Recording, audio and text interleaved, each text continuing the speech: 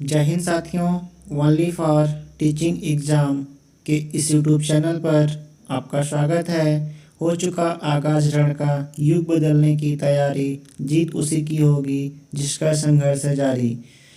तो संघर्ष आप लोग करते रहिए, जीत आपकी एक दिन निश्चित ही होने वाली है। तो आइए वीडियो की शुरुआत करते हैं।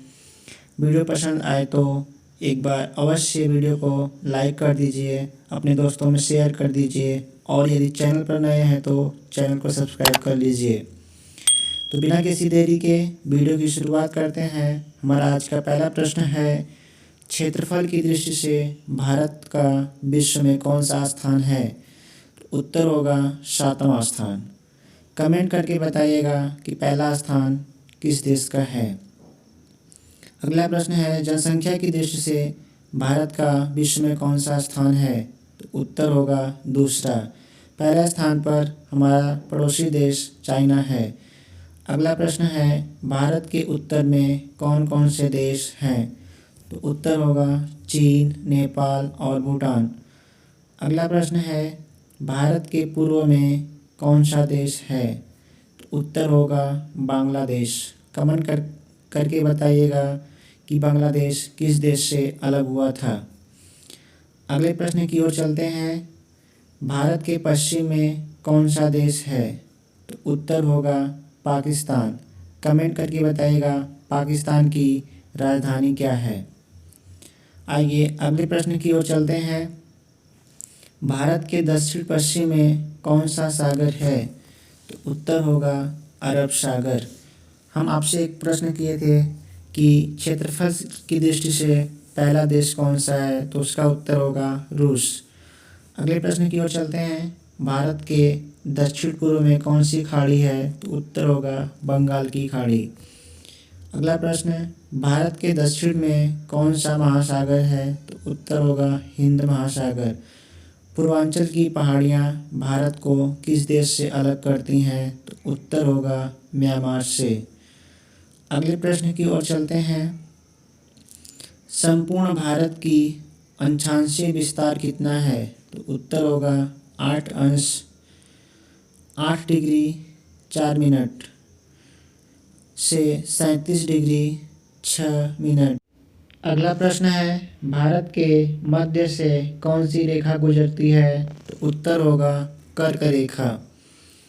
अगला प्रश्न, भारत के उत्तर से दक्षिण तक विस्तार कितना है? तो उत्तर होगा 3214 किलोमीटर। अगला प्रश्न है, भारत का पूर्व से पश्चिम तक विस्तार कितना है? तो उत्तर होगा 2933 किलोमीटर।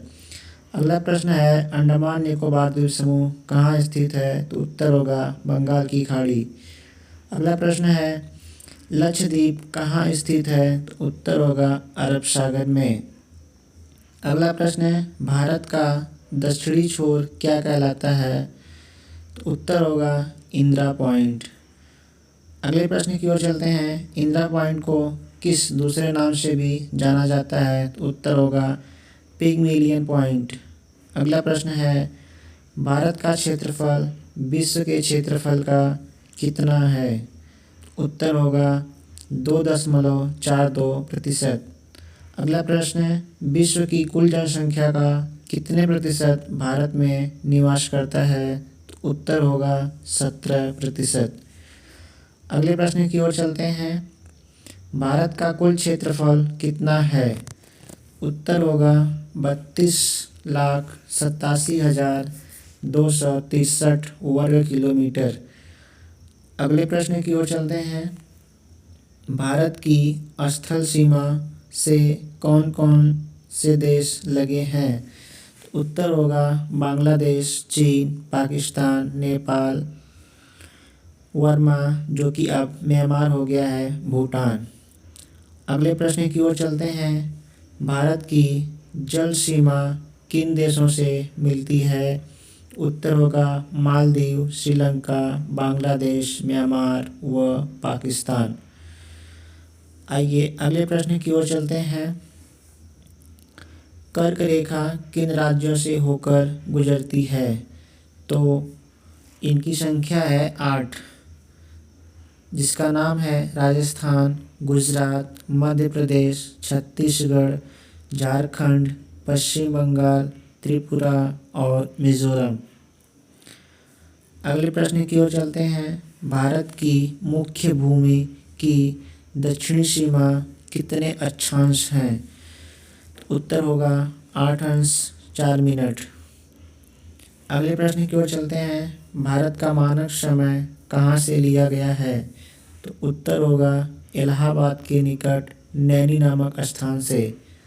अगला प्रश्न है, भारत के मानक समय और ग्रीनविच समय में कितना अंतर है? तो यह अंतर है 5.5 घंटे का, यानी 5/1/2। अगला प्रश्न है, वही प्रश्न है कि भारत के मानक समय और ग्रीनविच समय में कितना अंतर है? तो उत्तर होगा 5/1/2 अर्थात 5.5 घंटे का। भूमध्य रेखा से भारत के दक्षिण छोर की दूरी कितनी है? तो उत्तर होगा 876 किलोमीटर। अगला प्रश्न है, भारत की स्थल सीमा की लंबाई कितनी है? तो उत्तर होगा 15,200 किलोमीटर। और आज का अंतिम प्रश्न है, भारत की मुख्य भूमि की तट रेखा की लंबाई कितनी है? तो उत्तर होगा 6100 किलोमीटर। इस प्रकार से ये टॉपिक कंप्लीट होती है। मिलते हैं अगले वीडियो में, तब तक के लिए जय हिंद, जय भारत, वंदे मातरम।